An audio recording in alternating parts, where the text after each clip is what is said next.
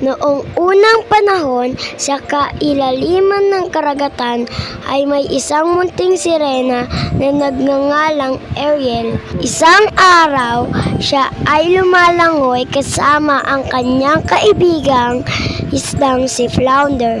Habang sila ay lumalangoy, ay may napansin siyang barko sa karagatan at ito ay kanyang pupuntahan. Flounder, tara, tingnan natin kung ano ang malaking bagay na yon sa itaas ng dagat. At tiningnan nila ito. Laking tuwa niya nang nakita niya ang liwanag sa kalangitan. Umakyat siya sa barko at doon niya nakita ang prinsipeng si Eric. Nagkagusto agad ang dalaga sa prinsipe. Biglang lumakas ang hangin at umulog. Maganda kayo, mukhang may bagyong paparating. Biglang lumakas ang alon at tumaob ang barkong sinasakyan ni Eric. Dali-dali namang niligtas ni Ariel ang nalulunod na prinsipe.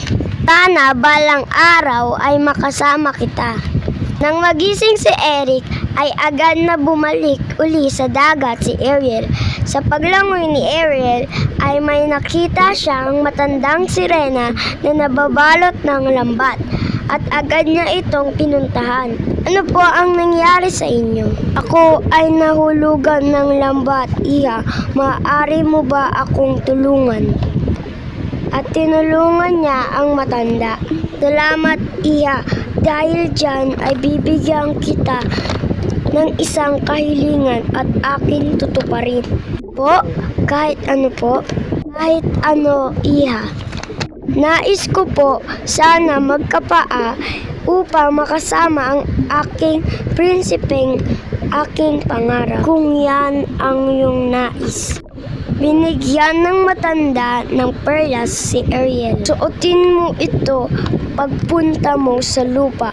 Ang iyong buntot ay magiging paa. Pagtuwa si Ariel at dali-daling pumunta ng lupa at siya nga ay nagkapaa.